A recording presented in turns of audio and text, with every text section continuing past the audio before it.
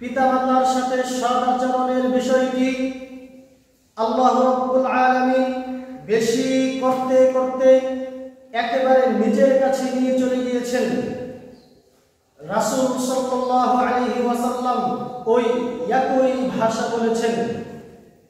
আল্লাহ রাব্বুল আলামিন পবিত্র কোরআনের 5 নম্বর পারার 3 নম্বর পৃষ্ঠা সূরাতুন নিসার 36 নম্বর আয়াতে বলছেন, ওয়া'বুদুল্লাহ, পৃথিবীর মানুষ তোমরা শুধুমাত্র কেবলমাত্র একমাত্র আল্লাহ রাব্বুল আলামিনের ইবাদত করো, ওয়ালা তুশরিকু বিহি শাইআ, আল্লাহ রাব্বুল আলামিনের সাথে কাউকে শরীক করো না। এই কথা আল্লাহ রাব্বুল আলামিন নিজের জন্য বললেন।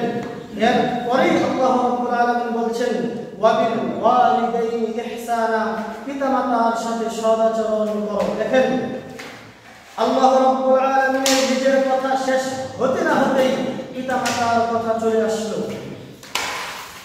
আল্লাহ রাব্বুল আলামিন পবিত্র কোরআনের 15 নম্বর পারা 3 নম্বর পৃষ্ঠা সূরাতুল বানি ইসরাঈলের 23 এবং 24 নম্বর আয়াতে বলছেন, ওয়া ক্বাদা রাব্বুকা, হে নবী মুহাম্মদ সাল্লাল্লাহু আলাইহি ওয়াসাল্লাম, আপনার রব আপনার জন্য নির্ধারণ করে দিয়েছেন, আপনার জন্য নির্দেশ দিয়ে দিয়েছেন, আপনার জন্য ফরজ করে দিয়েছেন, আপনার জন্য ফয়সালা করে দিয়েছেন, আল্লাহ তা'বুদু ইল্লা ইয়্যাহ, শুধুমাত্র কেবলমাত্র একমাত্র আল্লাহ রাব্বুল আলামিনের ইবাদত করতে হবে। এই কথা আল্লাহ রাব্বুল আলামিন নিজের জন্য বললেন। এরপরেই আল্লাহ রাব্বুল আলামিন বলছেন, ওয়াবিল ওয়ালিদাইনি ইহসানা, পিতামাতার সাথে সদাচরণ করো। দেখেন এই জায়গাতেও আল্লাহ রাব্বুল আলামিন নিজের কথা বলার পরপরই পিতামাতার কথা উল্লেখ করেছেন। সম্মানিত উপস্থিতি, আমরা বিষয়টি বারবার শুনি, এই জন্য আমাদের কাছে বিষয়টি সাধারণ মনে হয়।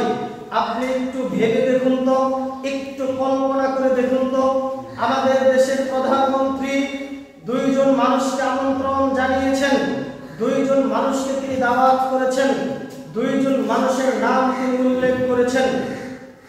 2 জন মানুষের মধ্য থেকে একজন হচ্ছে মহামান্য রাষ্ট্রপতি। এরপরেই যে লোকটার নাম দিয়েছেন আমাদের এলাকার একদম সাধারণ মানুষ, জনাব শহীদ সাহেব, যাকে কেউ চেনে না জানে না। লোকজন কিন্তু আশ্চর্য হয়ে যাবে, অবাক হয়ে যাবে, আরে কোথায় মহামান্য রাষ্ট্রপতি, এরপরেই এই লোকটার নাম কেন? নিশ্চয়ই একটা আলাদা ব্যাপার স্যাপার আছে। তাই তো এরকম বিশাল একটা ব্যাপারের সাথে এই লোকটার নামকে উল্লেখ করা হয়েছে। ঠিক যিনি হচ্ছেন সকল বাদশার বাদশা, সকল রাষ্ট্রপতির রাষ্ট্রপতি, মহান রব্বুল আলামিন, যিনি হচ্ছেন গোটা পৃথিবীর মালিক, তিনি সেই পৃথিবীর মালিক মহান রব্বুল আলামিন নিজের কথা বলার পরেই যার কথা উল্লেখ করেছেন তারা হচ্ছেন পিতামাতা। নিজের কথা বলার পরেই পিতামাতার কথা উল্লেখ করেছেন, তাহলে সেই পিতামাতার দাম, মান, মর্যাদা, ইজ্জত কত বেশি কল্পনা করা যায়? মহামান্য রাষ্ট্রপতির পরে আপনার নামটা উল্লেখ করার কারণে আপনার মান, মর্যাদা, ইজ্জত, দাম যেমন মানুষের কাছে অনেক পরিমাণে বেড়ে গিয়েছে, ঠিক যিনি হচ্ছেন সকল কিছুর মালিক মহান রব্বুল আলামিন, তারপরেই যার নাম উল্লেখ করেছেন তারা হচ্ছেন পিতামাতা। তাহলে সেই পিতামাতার মান, মর্যাদা, গুরুত্ব, ইজ্জত, সম্মান কত বেশি ইসলামে, তা আপনাদেরকে আমি কি দিয়ে বোঝাই? সম্মানিত উপস্থিতি, এরপর আল্লাহ রাব্বুল আলামিন বলছেন পিতামাতার সাথে সদাচরণের ধরন কেমন হবে। এরপরে অংশে আল্লাহ রাব্বুল আলামিন বলছেন, ইম্মা ইয়াবলুগান্না ইনদাকাল কিবার আহাদুহুমা আও কিলাহুমা, দেখো বৃদ্ধ অবস্থায় তোমার কাছে চলে আসতে পারে তোমার পিতামাতা 2 জনই অথবা 2 জনের একজন, তখন তুমি কি করবে? এই জন্যই আমি বলি, মা যেদিন আমাকে আদর করে বলতে পারে, আপু এই খাবারটা তো তোমার জন্য রেখেছি, আপু নাও, খেয়ে নাও, তখন আমি বলি এখন খাবো না, তুলে রাখেন। আবার এই দিকে এসে বলে, আপু নাও, তোমার জন্য রেখেছি, আপু খাবারটুকু খেয়ে নাও, তখন আমি একটা ঝাঁকি দিয়ে বলি এখন তুলে রাখো, তো এখন খাওয়ার সময় নেই। এই সময় মাকে আদর করতে হবে, এই সময় মাকে শ্রদ্ধা করতে হবে, এই সময় মাকে ভালোবাসতে হবে। এর নাম মূলত ভালোবাসা নয়, এর নাম মূলত শ্রদ্ধা নয়, এর নাম মূলত আদর নয়। বাবা যেদিন দিন রাত বলতে পারে আপু টাকা শেষ হলেই ফোন দিবে, বিকাশে টাকা সহজেই পাঠানো যায়, কোনো সময় কোনো বিষয়ে কষ্ট করবে না, আপু খাবারে কষ্ট করবে না। বাবা যখন দিন রাত আপনার খোঁজ খবর নেই, ওই সময় বাবাকে ইজ্জত করতে হবে, সম্মান করতে হবে, ভালোবাসতে হবে, বাবাকে আদর করতে হবে। এর নাম মূলত আদর নয়, এর নাম মূলত ভালোবাসা নয়, এর নাম মূলত শ্রদ্ধা নয়। কখন আদর করতে হবে, কখন শ্রদ্ধা করতে হবে, বাবা মাকে কখন মূল্যায়ন করতে হবে, আল্লাহ রাব্বুল আলামিন বলছেন যখন তোমার পিতামাতা দুইজনই অথবা দুইজনের একজন বৃদ্ধ অবস্থায় তোমার কাছে চলে আসবে, তখন তুমি কি করবে? এখন তুমি যুবক হয়েছো, যৌবন বলা হয়েছো, প্রাপ্তবয়স্ক হয়েছো, তোমার বয়স এখন 25-এর কোঠায়, 30-এর কোঠায়, 40-এর কোঠায়, আর তোমার পিতামাতা দুইজনই অথবা দুইজনের একজন তারা তাদের 40কে পার করে বার্ধক্যের জীবনে চলে গিয়েছে। তাদের এই সময়ের অন্য ধরনের আচরণে, বার্ধক্যতার কারণে অন্য ধরনের আচরণে, শারীরিক অসুস্থতার কারণে অন্য ধরনের আচরণে সন্তান তোমার যদি বিরক্ত লাগে, তোমার যদি কষ্ট দেয়, তোমাকে যদি তোমার পিতামাতা ওই সময়ে কষ্ট দেয়, তাহলে আমি আল্লাহ বলে দিলাম ওই সময়ের আচরণের কারণে তুমি বড় বড় কথা তো বহুদূরের কথা, হুমকি দিয়ে কথা, ধাক্কা দিয়ে কথা, মনের মধ্যে প্রভাব লাগে, মনের মধ্যে কষ্ট লাগে, এইরকম কোন কথা বলা তো বহুদূরের কথা। আমি আল্লাহ বলে দিলাম ফালা তাকুল্লাহুমা উফিন, উফ শব্দটা তুমি তোমার পিতামাতার সামনে বলতে পারবে না। ভারভঙ্গতার কারণে, শারীরিক অসুস্থতার কারণে, মানবীয় দুর্বলতার কারণে ওই সময়ের আচরণে যদি তোমাকে কষ্ট দেয়, তোমাকে বিরক্ত করে, তোমার কাছে কষ্টও লাগে বটে, তারপরেও তুমি বড় বড় কথা তো বহুদূরের কথা, কষ্টদায়ক আচরণ তো বহুদূরের কথা, তাদের মনের মধ্যে প্রভাব লাগে এমন কথা তো বহুদূরের কথা, তুমি উফ শব্দটাও তুমি তোমার পিতামাতার সামনে ব্যবহার করতে পারবে না। আল্লাহু আকবার, সুবহানাল্লাহ। সম্মানিত উপস্থিতি, উফ শব্দটা এমন একটা শব্দ, এমন একটা ভাষা, পৃথিবীর সব ভাষার মধ্যে এই উফ শব্দটা আছে। উর্দুতেও তা, ফার্সিতেও তা, হিন্দিতেও তা, ইংরেজিতেও তা, বাংলাতেও তা, আরবিতেও তা। এই ভাষাটা হচ্ছে ঠোঁটের ভাষা। মানুষ কষ্ট পেলে এমনিতে অটোমেটিক এমনিতে মুখ দিয়ে উফ শব্দ বের হয়ে চলে আসে।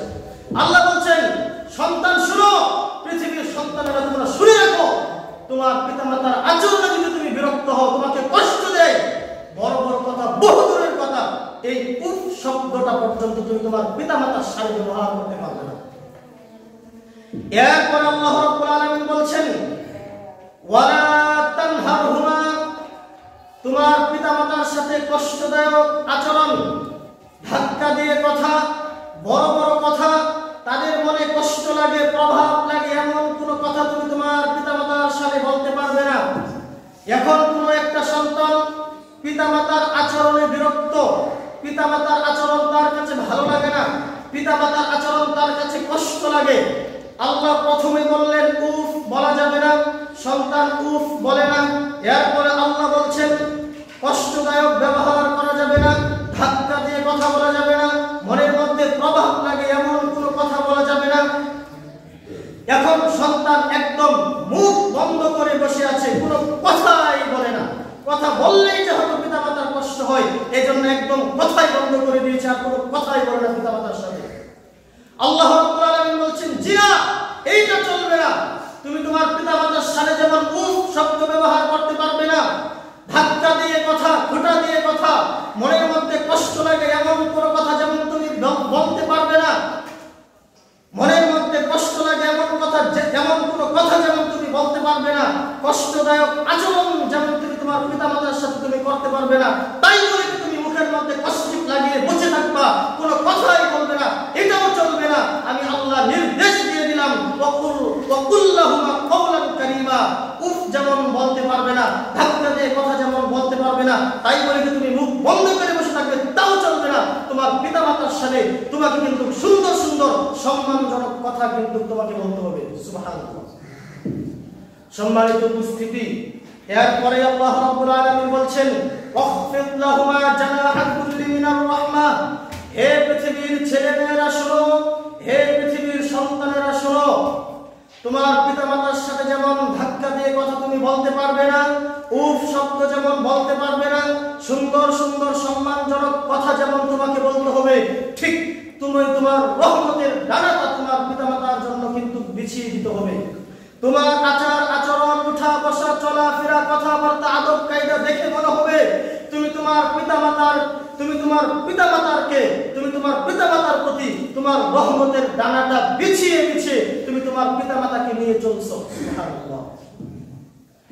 সম্মানিত উপস্থিতি, এরপরে আল্লাহ রাব্বুল আলামিন বলছেন ওয়াকুর রাব্বিরহামহুমা কামা রাব্বায়ানি সগীরা, তুমি তোমার পিতামাতার জন্য সর্বোচ্চটুকু করার পরে তুমি আল্লাহর কাছে দিন রাত বলবে, রব হে পৃথিবীর প্রতিপালক মহান রব্বুল আলামিন, আমি তো সন্তান, আমি তো মানুষ, আমার মানবীয় দুর্বলতা আছে, আমি আমার সাধ্যে যতটুকু আছে সবটুকু করেছি আল্লাহ, আমি তো সবটুকু করতে পারি না, তাই আল্লাহ তোমার কাছে ফরিয়াদ দিচ্ছি রব্বুল আলামিন, আমার সর্বোচ্চটুকু করার পরেও আমি জানি আমি সবটুকু করতে পারি না আল্লাহ, তাই তোমার জন্য ফরিয়াদ দিচ্ছি, তোমার কাছে ফরিয়াদ দিচ্ছি আল্লাহ, তুমি তোমার রহম থেকে, তোমার দয়া থেকে আমার মা বাবাকে একটু ভাগীদার বানিয়ে দাও আল্লাহ।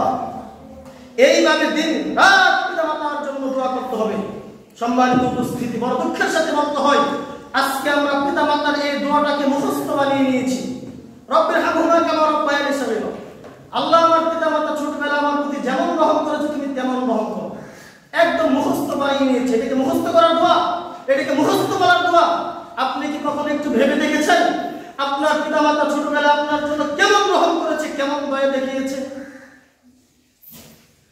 আপনার মা আপনাকে কত কষ্ট করে গর্ভে ধারণ করেছে, এমন পরিস্থিতির শিকার হয়েছে তিনি ঘুমাতে পারে নাই, খাইতে পারে নাই, বসতে পারে নাই, মা দাঁড়িয়ে ছিল, মায়ের পেটে আমি আপনি এমন একটা লাথি মেরেছিলাম, ওই লাথির ব্যথা মায়ের এমন ভাবে লেগেছিল, মা যদি কিয়ামত পর্যন্ত হায়াতে বেঁচে থাকে তারপরেও নিজের গায়ের চামড়াটা যদি মায়ের জন্য বিছিয়ে দেয় তারপরেও মায়ের সেই ঋণ শোধ করতে পারবো না।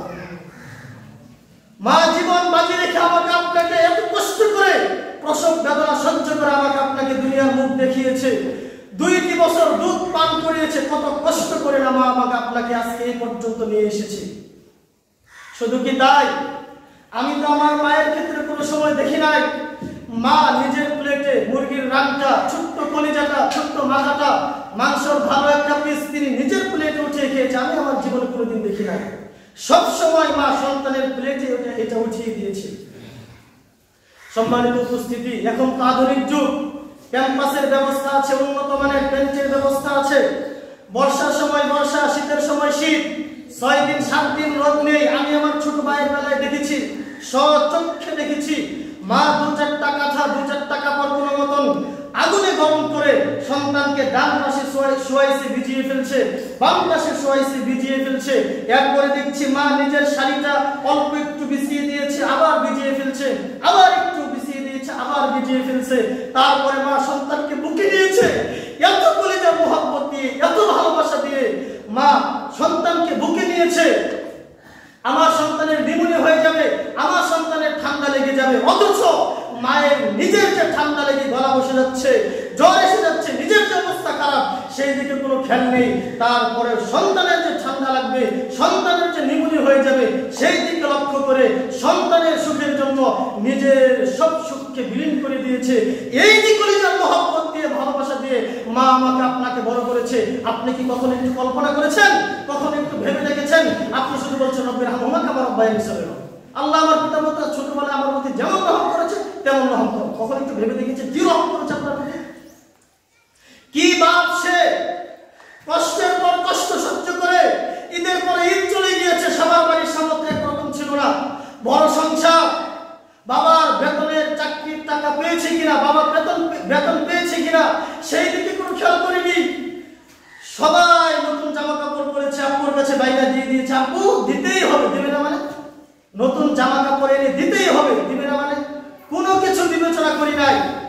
বাবা একই জুতা, একই জামা, 6-7 বছর এক জামা দিয়ে, এক জুতা দিয়ে ঈদগাহে যায়, কিন্তু সেই কলিজার টুকরা সন্তান, অলিমুখ হারামি সন্তান তোমাকে ভালোবেসে তোমার বাবা তোমার জন্য নতুন জামা নিয়ে এসে নতুন জুতা দিয়ে প্রত্যেক ঈদে তোমাকে নতুন জামা কাপড় দিয়ে ঈদগাহে নিয়ে গিয়েছে, আর আজকে তুমি তোমার পিতামাতাকে ভুলে গিয়েছো। সম্মানিত উপস্থিতি, এই যে কলিজার মহব্বত দিয়ে বাবা মা আমাকে আপনাকে বড় করেছে, কি বাপ সে আপনার হাত করলো, ভাষা শেখালো, আপনাকে বড় করলো, এই পর্যন্ত আপনাকে নিয়ে আসলো। বাবা মা যদি আমাকে আপনাকে একদিন দেখে না রাখতো, একদিন না খাওয়াতো, একদিন পেশাব পায়খানা পরিষ্কার না করতো, একদিন যদি আমাদেরকে খোঁজ খবর না রাখতো, আমরা ধ্বংস হয়ে যেতাম, আজকে এই পর্যন্ত আসতে পারতাম না। এজন্যই এই দুয়ার বাস্তবতা বুঝতে হবে। শুধু মুখস্থ বলে দিলাম আমার প্রতি যেমন রহম করেছিল তুমি তেমন রহম করো, ছোটবেলায় শুধু মুখস্থ বলার দোয়া নয় এটা। সম্মানিত উপস্থিতি, এই দুয়ার বাস্তবতা বুঝতে হবে। কেমন ভালোবাসা, কেমন দয়া আপনার পিতামাতা আপনার প্রতি ছোটবেলায় দেখিয়েছে, এই বাস্তবতা সামনে রেখে আল্লাহর কাছে দিনরাত বলবেন রব্বির হামহুমা কামা রাব্বায়ানি সগীরা। আল্লাহ, আমার পিতামাতা ছোটবেলায় আমার প্রতি যেমন রহম করেছে, আল্লাহ তুমি আমার পিতামাতার প্রতি তেমন রহম করো। ছোটবেলায় যেরকম ভালোবাসা দিয়ে, যেরকম কলিজার মহব্বত দিয়ে আল্লাহ আমাকে আপনাকে বড় করেছে, আল্লাহ তুমি আমার পিতামাতার প্রতি ওই রকম রহম করো। মন থেকে কলিজা থেকে পিতামাতার জন্য দোয়া করতে হবে। সম্মানিত উপস্থিতি, রাসূল সাল্লাল্লাহু আলাইহি ওয়াসাল্লাম বলেছেন, বুখারী শরীফ এই গ্রন্থের 5971 নম্বর হাদিসটি বর্ণিত হয়েছে। একজন ব্যক্তি আল্লাহর নবীর কাছে আসলেন, এসে বললেন, হে আল্লাহর নবী, মান আহাব্বুন নাসি বিহুসনি সাহাবাতি। আল্লাহর নবী আপনি আমাকে একটু বলে দেন তো আল্লাহর নবী, পৃথিবীতে যত মানুষ রয়েছে সমস্ত মানুষের মধ্য থেকে আমি কার সাথে সবচেয়ে বেশি ভালো আচরণ করব? আমার কাছে কে সবচেয়ে বেশি ভালো আচরণ পাওয়ার হকদার? আমার কাছে কে বেশি অধিকার রাখে মানুষের মধ্য থেকে সবচেয়ে বেশি ভালো আচরণ পাওয়া? আল্লাহর নবী এক বাক্যে বললেন, উম্মুকা, তোমার মা। লোকটি 3 বার আল্লাহর নবীকে প্রশ্ন করলেন, আল্লাহর নবী 3 বার একই কথা বললেন, উম্মুকা, উম্মুকা, তোমার মা। চতুর্থবার যখন লোকটি প্রশ্ন করলেন আল্লাহর নবী, এরপরে কে? আল্লাহর নবী উত্তর বললেন, আবুকা, তোমার পিতা। সম্মানিত উপস্থিতি, অত্র হাদিস আল্লাহর নবী মায়ের কথা 3 বার বললেন। এখন প্রশ্ন হতে পারে, অত্র হাদিসে মায়ের কথা 3 বার কেন আল্লাহর নবী বললেন? এর উত্তর 26 নম্বর পারার 2 নম্বর পৃষ্ঠার সূরাতুল আহকাফের 15 নম্বর আয়াত আল্লাহ রাব্বুল আলামিন জানিয়ে দিচ্ছেন, মারা এমন 3টি কষ্ট সহ্য করে যা পৃথিবীর কোনো পিতা কোনো সময় সহ্য করে না। 1, হামালাতহু উম্মুহু কুরহা, মা কষ্টের পর কষ্ট সহ্য করে সন্তানকে গর্ভে ধারণ করে, যা কোনোদিন কোনো পিতা এই কষ্ট সহ্য করে না। 2, ওয়া ওয়াদাআতহু কুরহা, মা কষ্টের পর কষ্ট সহ্য করে জীবনকে বিলীন করে দিয়ে জীবনের বিনিময়ে নিজের জীবনকে বিসর্জন দিয়ে প্রসব বেদনা সহ্য করে সন্তানকে পৃথিবীর মুখ দেখায়, এই কষ্ট কোনোদিন কোনো পিতা করে না। 3, ওয়া হামলুহু ওয়া ফিসালুহু 30 শাহরা, মা কষ্টের পর কষ্ট সহ্য করে সন্তানকে দুধ পান করায়, যা কোনোদিন কোনো পিতা করে না। এই 3টি কষ্ট মা করে। এই জন্যই অত্র হাদিসে আল্লাহর নবী মায়ের কথা 3 বার বললেন, বাবার কথা 1 বার বলেছেন। সম্মানিত উপস্থিতি, বুখারী শরীফ এই গ্রন্থের 2782 নম্বর হাদিসটি বর্ণিত হয়েছে। রাসূলুল্লাহ সাল্লাল্লাহু আলাইহি ওয়াসাল্লামের সাহাবী আব্দুল্লাহ ইবনে মাসউদ রাদিয়াল্লাহু তাআলা আনহু আল্লাহর নবীকে জিজ্ঞাসা করলেন, আল্লাহর নবী, আইয়ুল আমালি আফদল, পৃথিবীতে সর্বশ্রেষ্ঠ আমল কোনটি? সর্বশ্রেষ্ঠ আমলের কথা আমাকে একটু বলুন তো আল্লাহর নবী। আল্লাহর নবী 1 নম্বরে বললেন, আস-সালাতু আলা ওয়াক্তিহা, সময়মতো সালাত আদায় করা। 2 নম্বরে বললেন, বিররুল ওয়ালিদাইন, পিতামাতার সাথে সদাচরণ করা, পিতামাতার সেবায় নিয়োজিত থাকা, পিতামাতাকে মূল্যায়ন করা, পিতামাতার সাথে সদাচরণ করা। 3 নম্বরে বললেন, আল জিহাদু ফি সাবিলিল্লাহ, আল্লাহর রাস্তায় জিহাদ করা। সম্মানিত উপস্থিতি, দেখেন শ্রেষ্ঠ 3টি আমলের মধ্যে 2 নম্বর সিরিয়ালে মা বাবার কথা চলে আসে। এমনি ভাবে আমরা যদি আরো সামনের দিকে এগিয়ে যাই তাহলে দেখতে পাবো মিশকাত শরীফ এই গ্রন্থের 4939 নম্বর হাদিসটি বর্ণিত হয়েছে। জাহিমা রাদিয়াল্লাহু তাআলা আনহু আল্লাহর নবীর কাছে চলে আসলেন, এসে বললেন, ইয়া রাসূলুল্লাহ, ইয়া আল্লাহর নবী, আরাদতু আন আগযুয়া ওয়া ক্বাদ জিতু আস্তাশিরুকা, আমি আপনার কাছে এসেছি পরামর্শ চাইতে, আমি যুদ্ধে অংশগ্রহণ করতে চাচ্ছি। আল্লাহ নবী, আমি যুদ্ধে অংশগ্রহণ করতে চাচ্ছি, এই ব্যাপারে আপনার কাছে আমি পরামর্শ নিতে এসেছি। আল্লাহ নবী বললেন, হাল্লাকা মিন উম্মিন, হে জাহিমা শুনো, তোমার মা কি বেঁচে আছে, তোমার মা কি জীবিত আছে? জাহিমা রাদিয়াল্লাহু তাআলা আনহু বললেন, নাম ইয়া রাসূলুল্লাহ, হে আল্লাহর নবী, আমার মা বেঁচে আছে। তখন আল্লাহ নবী বললেন, ফালজামহা, হে জাহিমা, যাও তুমি তোমার পিতামাতার কাছে চলে যাও, তোমার মায়ের কাছে চলে যাও, তোমার মাকে আঁকড়ে ধরো, তোমার মায়ের সেবায় তুমি নিয়োজিত থাকো, তোমার মাকে মূল্যায়ন করো, তোমার মায়ের সাথে সদাচরণ করো। শুনো জাহিমা, ফাইন্নাল জান্নাতা ইনদা রিজলিহা, তোমার মায়ের পায়ের নিকটে জান্নাত রয়েছে, তোমার মায়ের পায়ের নিচেই তোমার জন্য জান্নাত রয়েছে। সুবহানাল্লাহ। সম্মানিত উপস্থিতি, ইবনে মাজাহ এর গ্রন্থের 3662 নম্বর হাদিস, 3662 নম্বর হাদিসে হাদিসটি বর্ণিত হয়েছে। একজন সাহাবী আল্লাহর নবীকে জিজ্ঞাসা করলেন, আল্লাহর নবী, আপনি একটু বলুন তো, মা হাক্কুল ওয়ালিদাইনি আলা ওয়ালাদিহিমা, সন্তানের উপর পিতামাতা কি হক রাখে, সন্তানের উপর পিতামাতার কি অধিকার রয়েছে, আল্লাহর নবী আপনি একটু বলুন তো। আল্লাহর নবী এক বাক্যে উত্তর দিয়ে দিলেন, হে সন্তান, হে ব্যক্তি, শুনো, তুমি কি অধিকার জানতে চাচ্ছ, কি অধিকার জানতে চাচ্ছ তুমি? তোমার জান্নাতুকা ওয়া নারুকা, তোমার পিতামাতাই তোমার জান্নাত, তোমার পিতামাতাই তোমার জাহান্নাম, তারাই দুইজন তোমার জান্নাত, তারাই দুইজন তোমার জাহান্নাম। আচরণ ভালো হলে জান্নাত, আচরণ মন্দ হলে জাহান্নাম। কি আচরণ জানতে চাচ্ছ তুমি? কি হক রাখে, মানে কি অধিকার জানতে চাচ্ছ তুমি? সম্মানিত উপস্থিতি, আল্লাহ নবীর কাছে একজন ব্যক্তি চলে আসলেন, এসে বললেন, ইয়া রাসূলুল্লাহ, হে আল্লাহর নবী, উবাইউকা আলাল হিজরাতি ওয়াল জিহাদ, আমি হিজরত করব এবং জিহাদে অংশগ্রহণ করব, এই মর্মে আপনার কাছে আমি বায়াত গ্রহণ করতে এসেছি। একজন ব্যক্তি আল্লাহর নবীর কাছে চলে আসলেন, এসে বললেন, ইয়া রাসূলুল্লাহ, হে আল্লাহর নবী, উবাইউকা আলাল হিজরাতি ওয়াল জিহাদ, আমি হিজরত করব এবং জিহাদে অংশগ্রহণ করব, এই মর্মে, এই ব্যাপারে আমি আপনার কাছে বায়াত গ্রহণ করতে এসেছি। আল্লাহর নবী বললেন, হাল মিন ওয়ালিদাইকা আহাদুন হাইয়ুন, তোমার পিতামাতা কি কেউ বেঁচে আছে? লোকটি উত্তরে বললেন, নাম ইয়া রাসূলুল্লাহ, বাল কিলাহুমা, আমার পিতামাতা দুইজনই বেঁচে আছেন। আল্লাহর নবী বললেন, ইরজি ইলা ওয়ালিদাইক, যাও তুমি তোমার পিতামাতার কাছে চলে যাও, ফাহসিন সুহবাতাহুমা, তুমি তোমার পিতামাতার খেদমত তোমার জীবন কাটাও, তোমার পিতামাতার খেদমত তুমি নিয়োজিত থাকো, তোমার পিতামাতার সেবা করতে তুমি তোমার জীবন কাটাও। সম্মানিত উপস্থিতি, হিজরত করা এবং জিহাদে অংশগ্রহণ করা এত গুরুত্বপূর্ণ ইবাদত, আমাদের অপেক্ষা করছে, তোমার পিতামাতার কাছে চলে যাও, পিতামাতার খেদমত জীবন কাটাও। তার মানে কোন ব্যক্তি যদি নিঃস্বার্থভাবে জীবন বাজি রেখে পিতামাতাকে মূল্যায়ন করতে পারে, পিতামাতার সেবা যত্ন করতে পারে, পিতামাতার সেবায় নিজেকে নিয়োজিত রাখতে পারে, জিহাদ করে যে পরিমাণ নেকি পাবে, হিজরত করে যে পরিমাণ নেকি পাবে, ওই পরিমাণ নেকি আল্লাহ রাব্বুল আলামিন ওই সন্তানের আমলনামায় লিখে দেবেন। সুবহানাল্লাহ। শুধু কি তাই, পিতামাতার সন্তুষ্টি নির্ভর করে আল্লাহ রাব্বুল আলামিনের সন্তুষ্টির উপর। আপনার পিতামাতা যদি আপনার প্রতি সন্তুষ্ট থাকে, মনে রাখবেন আল্লাহ আপনার প্রতি সন্তুষ্ট আছেন। আর আপনার পিতামাতা যদি আপনার প্রতি অসন্তুষ্ট থাকেন, নিশ্চিত আপনি মনে রাখবেন আল্লাহ আপনার প্রতি অসন্তুষ্ট আছেন। এই কথাই আল্লাহ বলেছেন, ইউরাব ফিল ওয়ালিদাইন ওয়া সাখাতুর রাব্বি সাখাতুল ওয়ালিদাইন, পিতামাতার সন্তুষ্টি নির্ভর করে আল্লাহ রাব্বুল আলামিনের সন্তুষ্টির উপর, পিতামাতার অসন্তুষ্টি নির্ভর করে আল্লাহ রাব্বুল আলামিনের অসন্তুষ্টির উপর। পিতামাতা যদি সন্তুষ্ট থাকে, চূড়ান্তভাবে আপনি মনে রাখবেন আল্লাহ আপনার প্রতি সন্তুষ্ট। পিতামাতা যদি আপনার প্রতি অসন্তুষ্ট থাকে, চূড়ান্তভাবে মনে রাখবেন এটাই চূড়ান্ত, আল্লাহ আপনার প্রতি অসন্তুষ্ট। শুনুন, পিতামাতা আপনার প্রতি সন্তুষ্ট, এর নাম আশীর্বাদ। পিতামাতা আপনার প্রতি অসন্তুষ্ট, এর নাম অভিশাপ।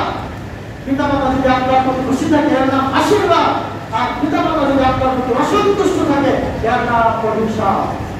সম্মানিত উপস্থিতি, পিতামাতাকে ভালোবাসা, পিতামাতার সেবা যত্ন করা, পিতামাতাকে মূল্যায়ন করা, এটা কত ফজিলতপূর্ণ কাজ, এটা কত গুরুত্বপূর্ণ কাজ, আপনাকে আমি কি দিয়ে বোঝাই।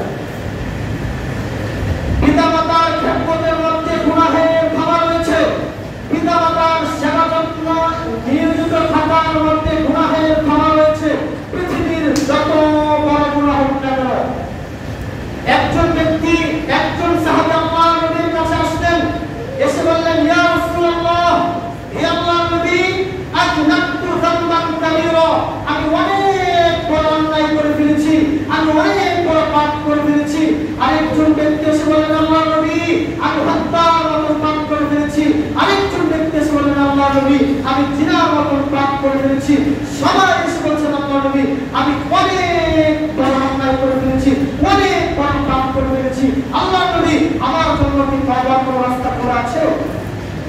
তখন আল্লাহ নবী বললেন, শোনো, তোমার কি পিতামাতা বেঁচে আছে? যদি তোমার পিতামাতা বেঁচে থাকে, তোমার বাপ যত বড়ই হোক না কেন, নিঃস্বার্থভাবে পিতামাতার খেদমত করো, নিঃস্বার্থভাবে পিতামাতার সেবা করতে নিয়োজিত থাকো, নিঃস্বার্থভাবে পিতামাতাকে মূল্যায়ন করো, জীবন বাঁচি রেখে পিতামাতাকে ভালোবাসো, জীবন বাঁচি রেখে পিতামাতাকে মূল্যায়ন করো। জিনার মতন পাপ হলেও ক্ষমা হয়ে যাবে, অন্য যে কোনো গুনাহ, যে কোনো বড় গুনাহ হলেও ক্ষমা হয়ে যাবে। সুবহানাল্লাহ, আল্লাহু আকবার।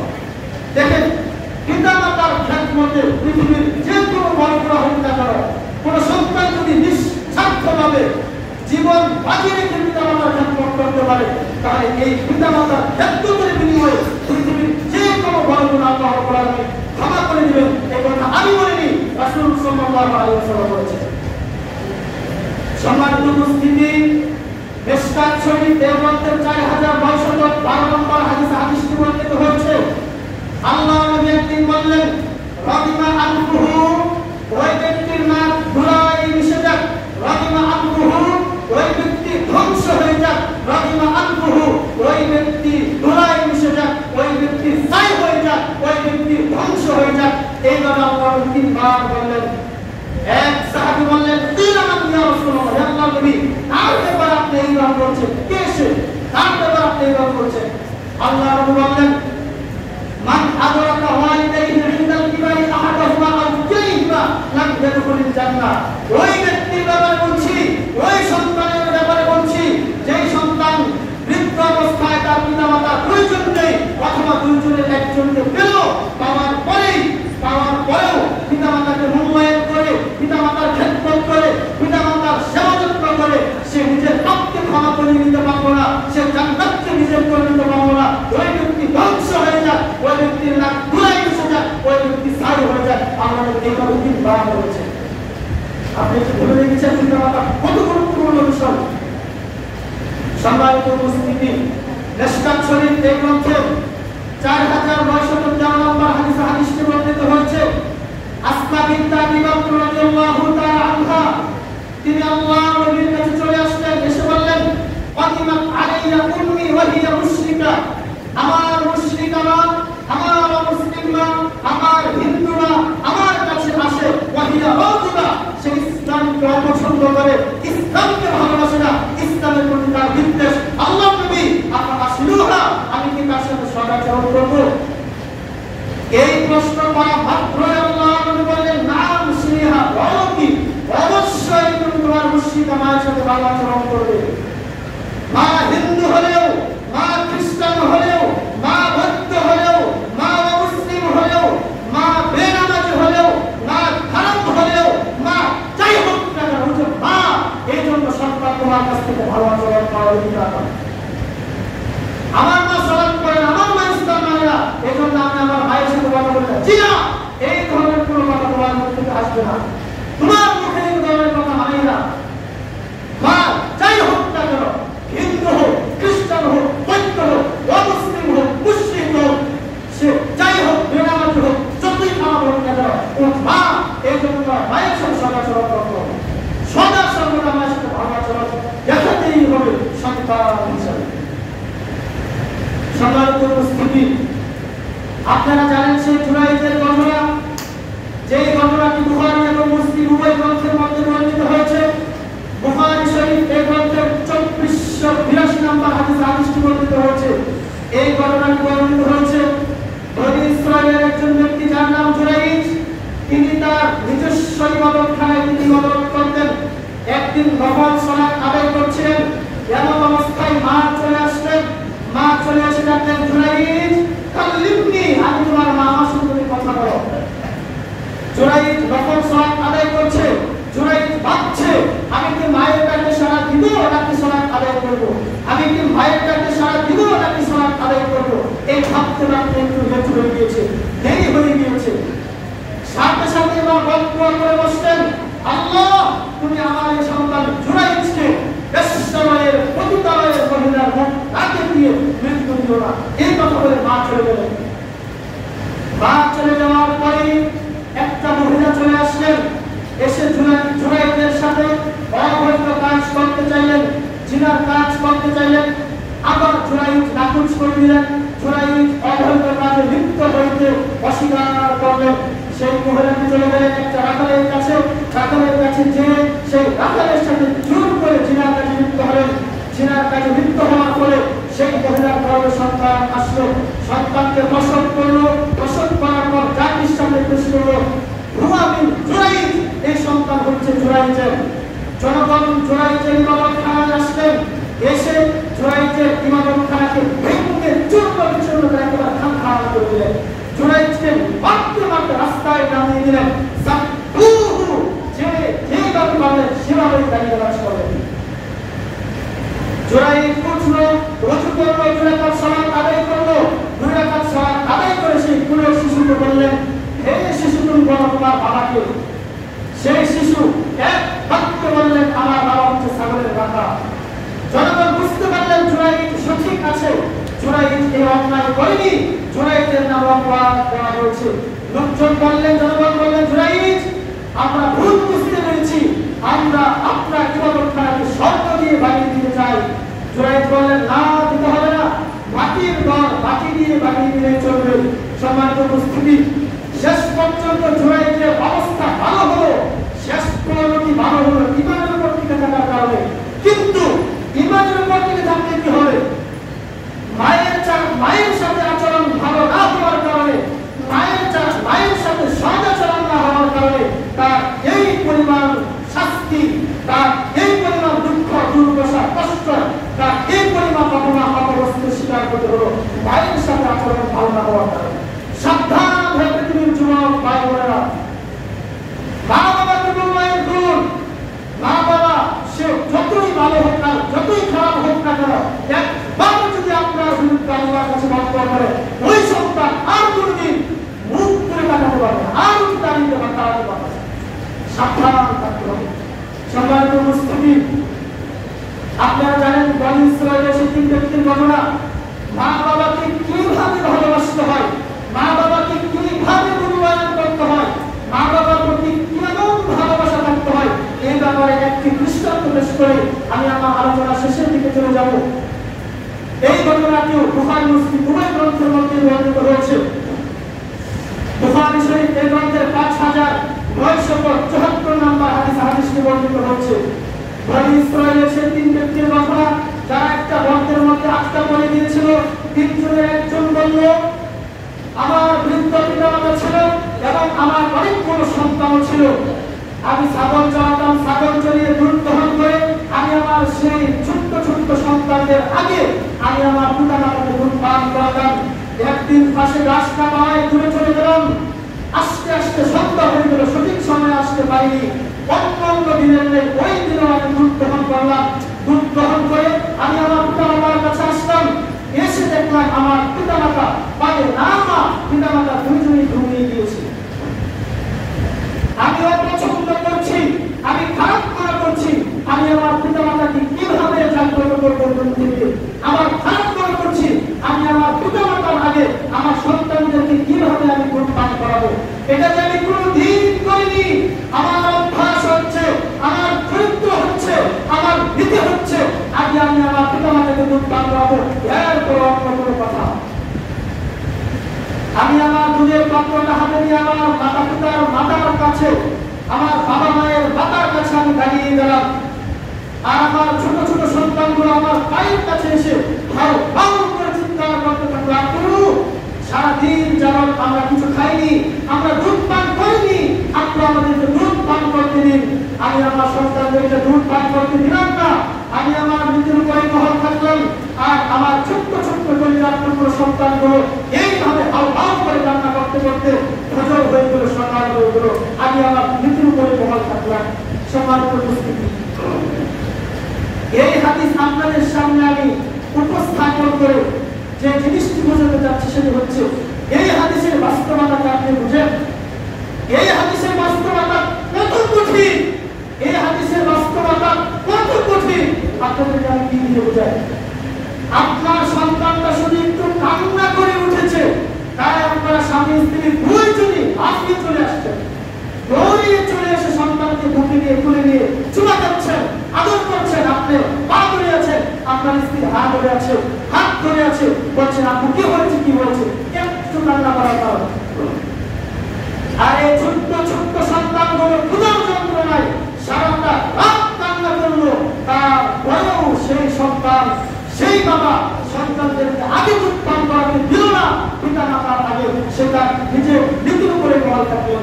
মা বাবাকে কিভাবে ভালোবাসতে হতে পারে, মা বাবাকে কেমন ভালোবাসতে হতে পারে। সম্মানিত উপস্থিতি, সত্যি সত্যি আজকে যদি আমরা এই হাদিসগুলোকে মূল্যায়ন করতাম, এই হাদিসগুলোকে সামনে নিয়ে আমাদের পিতা মাতাদেরকে মূল্যায়ন করতাম, ভালোবাসতাম, সেবা করতাম, আজকে আমাদের পিতা মাতারা সন্তানদের কাছে অবহেলিত হতো না। তারা পিতা মাতা, আমাদের পিতা মাতারা সন্তানদের কাছ থেকে তারা এত কষ্ট করত না। সম্মানিত উপস্থিতি, পরিশেষে যে আমি বলতে চাচ্ছি সেটা হচ্ছে, আমরা চাই আমার জীবনে আমার টাকা পয়সা ব্যাংক ব্যালেন্স সবচাইতে সম্মানিত, সবচাইতে মান মর্যাদা আমার সবকিছুই থাকুক, আমার সুন্দর গাড়ি সুন্দর বাড়ি সুন্দর গাড়ি, আমি আমার জীবনে সবকিছুই থাকুক, এটা আমরা প্রত্যেকেই চাই। শুনুন, আপনার থাকতেও পারে, কিন্তু মনে রাখবেন সেখানে সুখ শান্তি আর সমৃদ্ধি থাকতে পারে। সুখ শান্তি আর সমৃদ্ধি এক ভিন্ন জিনিসের নাম। আপনার পিতা মাতা যদি আপনার প্রতি সন্তুষ্ট থাকে, আল্লাহ সন্তুষ্ট আছেন। আপনার পিতা মাতা যদি আপনার প্রতি খুশি থাকেন, অল্প টাকা হবে, অনেক বড় চাকরি হবে না, অনেক সত্য ছিল বাস্তবায়ন হবে না, কিন্তু যা পাবেন তা দিয়েই আল্লাহ আপনার জীবনটাকে